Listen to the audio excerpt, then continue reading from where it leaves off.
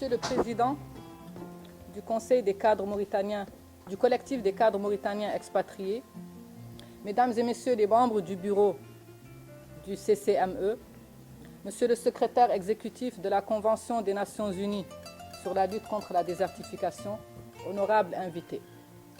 Je suis très honoré de m'adresser à vous aujourd'hui au cours de cette conférence-débat sur un thème aussi important que l'environnement et le développement durable en Mauritanie, défis et opportunités. Mais je voudrais tout d'abord vous dire que Son Excellence, le Président de la République, Mohamed Ould Cheikh El Ghazouani, accorde une attention particulière à la participation et à la contribution des cadres mauritaniens expatriés. En effet, il estime que les cadres mauritaniens expatriés doivent et peuvent contribuer au développement de notre pays à travers l'expertise qu'ils ont accumulée donc, au fil du temps dans diverses fonctions qu'ils assument aujourd'hui et qui sont un élément clé du développement durable de notre pays. Je ne vais pas m'attarder là-dessus parce que je crois savoir que le ministre des Affaires étrangères et de la coopération va recevoir le bureau du collectif demain et très certainement Monsieur le Premier ministre aussi, Son Excellence Monsieur le Premier ministre, Monsieur Ismaïl Bouedda Ould Cheikh Sidiya vous recevra également. Et donc je vais plutôt m'attarder sur la question qui nous réunit aujourd'hui, qui est la question de l'environnement et du développement durable. Pour un pays comme la Mauritanie, les enjeux sont importants et je dirais même énormes. Aujourd'hui, les questions de désertification sur lesquelles nous nous battons depuis, je dirais, plusieurs décennies n'ont pas véritablement évolué quand on sait que 80% de notre territoire national est affecté par la désertification.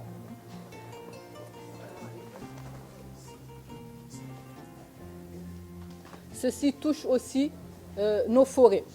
Aujourd'hui, quand on parle de forêt et quand on se réfère aux critères de la FAO, je dirais que moins de 0,5% du territoire national est constitué de forêts. Quand je parle de véritables forêts, alors que dans les pays de la sous-région, ne serait-ce qu'en regardant à côté, au Maroc, en Tunisie, nous sommes à 8%, nous sommes à 12%, nous sommes à 15%. C'est pour vous dire l'ampleur de la problématique de la désertification en Mauritanie, qui bien sûr tire son origine tout d'abord des sécheresses, des épisodes de sécheresse passés qu'a connu le pays, mais également de l'action anthropique depuis quelques années. Monsieur Cham a été nommé par le secrétaire par le secrétaire général des Nations Unies comme sous-secrétaire général adjoint et secrétaire exécutif de la Convention des Nations Unies pour la lutte contre la désertification en janvier 2019.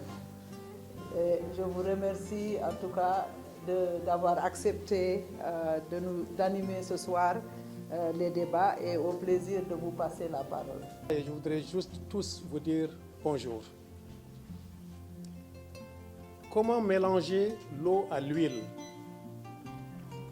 Agiter fortement l'éprouvette ou retourner-la, l'huile remonte toujours à la surface. Nos professeurs de chimie nous avaient expliqué que ces deux liquides contiennent des molécules qui se repoussent. En Mauritanie, peut-être plus qu'ailleurs, réconcilier l'impératif de développement à la nécessité de protéger l'environnement relève d'un tout aussi délicat exercice de compromis. Comment piloter le décollage économique d'une nation née de nulle probabilité économique tout en assurant la préservation des maigres ressources naturelles? Comment promouvoir la sécurité alimentaire en milieu aride sans écorcher les maigres couches du sol? Comment valoriser les gisements miniers et les fonds halieutiques sans tuer la poule aux œufs d'or? Comment exploiter les récentes découvertes d'hydrocarbures sans compromettre l'avenir des générations futures? Résoudre cette tension entre les exigences de résultats immédiats et la nécessité d'une vision à long terme équivaut quelque part à trouver la quadrature du cercle. Nos professeurs de collège nous ont donc expliqué que les deux liquides ne sont pas miscibles, sans jamais nous révéler comment on pourrait peut-être les mixer.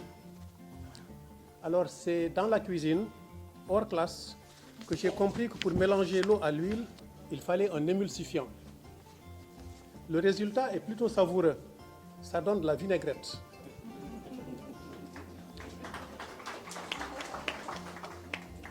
Permettez-moi donc de cadrer notre débat cet après-midi. L'on me demande de parler d'environnement et développement durable en Mauritanie, défis et opportunités.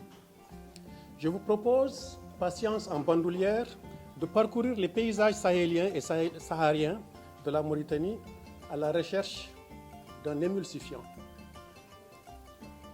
Au cœur des défis environnementaux en Mauritanie figure bien naturellement la désertification, les pertes d'habitat naturel ainsi que les pénuries d'eau.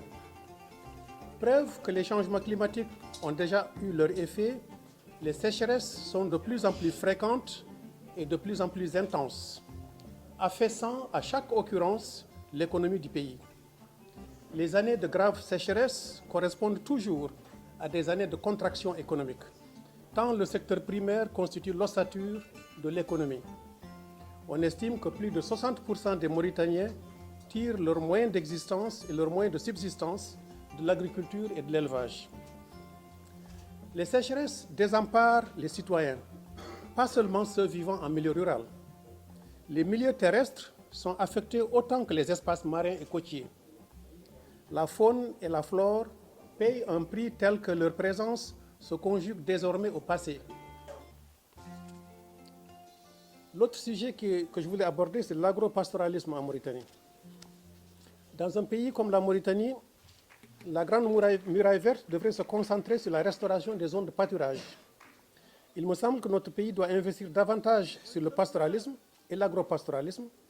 De tels investissements réduiraient la vulnérabilité des animaux, mais également les confrontations avec l'agriculture dans la petite zone de la vallée qui est destinée à l'agriculture. L'écologie de notre pays est plus adaptée au pastoralisme qu'à l'agriculture intensive. Rappelons que seulement 0,5% de nos terres sont arables. En moyenne, chaque Mauritanien possède 5 têtes de bétail, notamment des camelins et des bovins, mais aussi des ruminants. Si ces animaux sont comptabilisés comme constituant une part importante de notre richesse nationale, notre élevage reste malheureusement encore largement contemplatif. Quoi de plus risqué que de thésauriser jusqu'à 20% de votre PIB en ces temps de changement climatique? L'État devrait encourager la valorisation des produits et des sous-produits de l'élevage, investir dans les abattoirs frigorifiés, commercialiser notre viande bien conditionnée avec le double label bio et halal, et valoriser nos cuirs et peaux, poursuivre et renforcer les efforts de transformation des produits laitiers. Comment valoriser ces ressources pour contribuer à la vraie économie nationale? L'accès à l'énergie pour l'agriculture et l'élevage mauritanien peuvent-ils avoir le même effet de levier que la climatisation a eu pour le développement de Singapour ou l'accès à l'énergie géothermique pour l'Islande?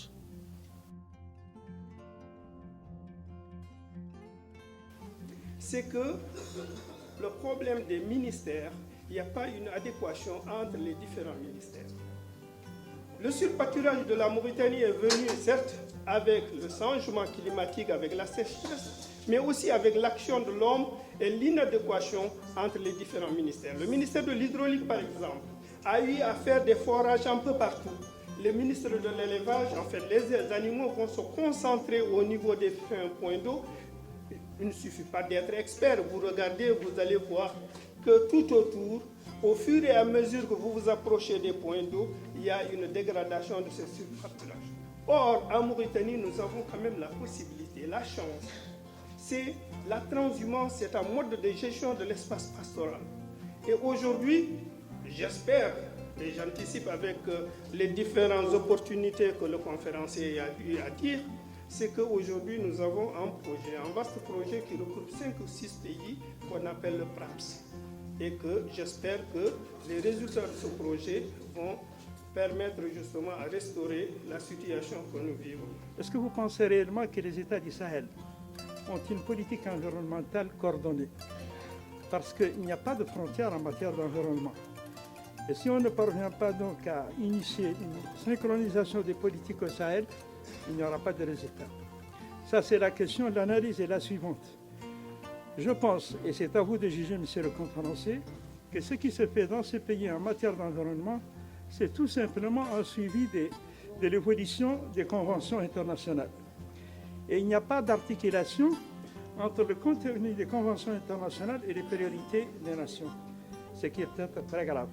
Que l'idée qu'on s'est fait que l'élevage reste quelque chose d'historique pour les Mauritaniens, c'est un peu passéiste. La plupart des Mauritaniens qui ne sont pas en ville vivent de l'élevage. Et ils s'accrochent à cela. C'est-à-dire c'est leur vie au jour le jour. C'est l'économie de subsistance, ils n'ont pas le choix. Il est évident que l'État doit faire quelque chose dans ce sens-là, comme vous l'avez dit. Mais en tout cas, ce n'est plus l'élevage de contemplation. Peut-être qu'il y a quelques commerçants, quelques hauts fonctionnaires qui ont quelques troupeaux de prestige. Mais la majorité des populations vivent réellement de l'élevage. للأسف نظرا أني عندي رأي دولتي ووطني سياسي اقتصادي متكامل. نقطة الدولة عاد شيء مهم تماما والحمد لله نتغير الوضع ومتمنين إن شاء الله أن كان يعود يصلح. هذا من ناحية. من ناحية أخرى أنا مساهمتي لا نقولها لكم نعطي لكم فيها شوي من العمل اللي عدت الانفيرونمون اللي خلع عنا. تم تقدير له العالم اللي كندا دارته مراجعها وعادت تقريه لاولادها بكتابه راعيني جبته هوني قالوا بلوب نعرفوا شوي. الاغنيه الاولى كتبت كلماتها ولحنتها وهي اللي في المراجع الكنديه ضرب نقول فيها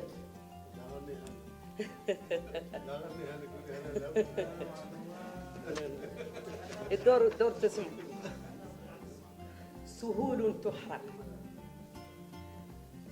طالبتكم تصنتوا لها سهول تحرق دخان كثيف غزال يعلق في شرك مخيف قطيع مذعور نيران تطلق رحيل طيور وحلم ممزق في البحر نفايا بكاء ونوح وريح المنايا في الشاطئ تفوح كفانا تدمير كفانا تلويث زعمنا التعمير فهل من مغيث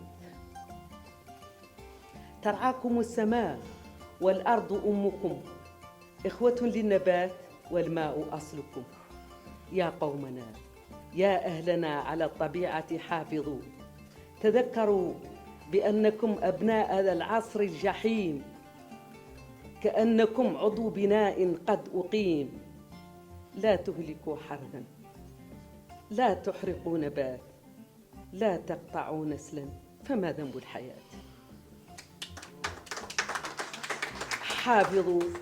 حافظوا واجتهدوا وازرعوا الأرض واحصدوا وبكنوزها أرشدوا لا تعبثوا الهواء والماء والأرض والنبات فلولاهما لن تكن الحياة فأين الكنوز في قلب الرمال هتكتم رموز شوهتم جبال من منا مسؤول هذه الأغنية الهوى والماء والأرض والنبات فلولاهما لم تكن الحياة من منا مسؤول من منا مسؤول هذه هي اللي في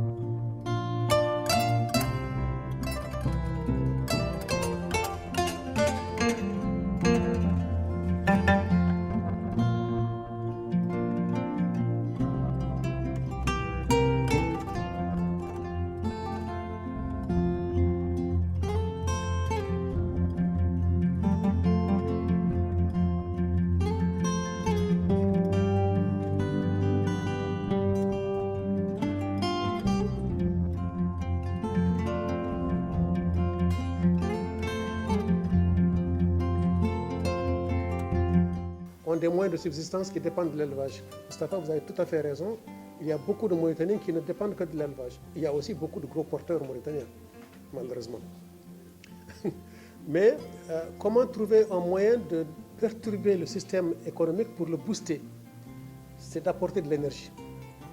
Vous abattez un animal, vous le mangez le jour même, vous perdez la viande. Le lait, c'est pareil, le poisson, c'est pareil, les légumes, les fruits. On a tellement de pertes après récolte qu'on ne peut pas produire, on ne peut pas gérer notre économie parce qu'on est tellement vulnérable, nos produits sont tellement vulnérables. Or, le soleil qui chauffe et qui détruit nos aliments, c'est le même soleil qu'on doit transformer pour les conserver. Et la technologie nous permet maintenant de créer cette transformation. Donc pour moi, c'est une très bonne nouvelle. Et l'avantage de l'énergie solaire et des énergies renouvelables, c'est qu'on n'a pas besoin de connecter tous les pays par des fils. Vous savez, le gros problème, c'est les réseaux électriques. On ne peut pas transporter l'énergie entre Nouakchott et Nema par les réseaux, c'est trop cher pour nous. Le soleil, il est partout. Il est gratuit. Et la technologie, elle est maîtrisée maintenant. Donc, aussi bien à petite échelle qu'à grande échelle. Regardez autour de vous, autour de la Mauritanie. Vous voyez la station El Nour au Maroc, qui produit de l'énergie solaire pour 2 millions d'habitants. La moitié des peuples de la Mauritanie est fournie en énergie par une station. Vous voyez ce qui se passe en Égypte. Et faites le tour du Sahara, allez au Moyen-Orient, vous voyez ce qui se passe à Abu Dhabi. Je ne parle pas de l'Algérie, même Abu Dhabi, parler de Dubaï. Et le plus récent, c'est l'Arabie Saoudite. Le jeune prince a tout à fait compris. Donc, il est très important que nous créions un système, que nous réfléchissions à comment créer cette perturbation dans notre économie. Et ce perturbateur, à mon avis, c'est l'énergie.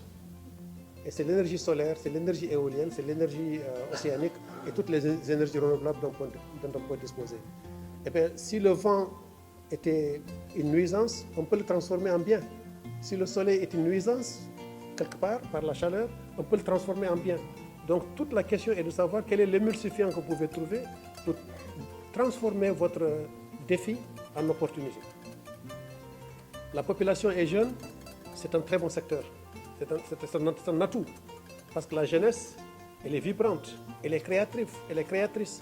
Mais on la laisse dans une situation de désœuvrement, elle devient un problème. Et malheureusement, les politiciens les utilisent pour les manifestations que vous voyez à Dakar, à Ouagadougou ou ailleurs. Alors que c'est une force naturelle pour nos pays. Donc je pense qu'il faut simplement engager cette réflexion pour voir quelles sont les politiques de développement qu'il faut.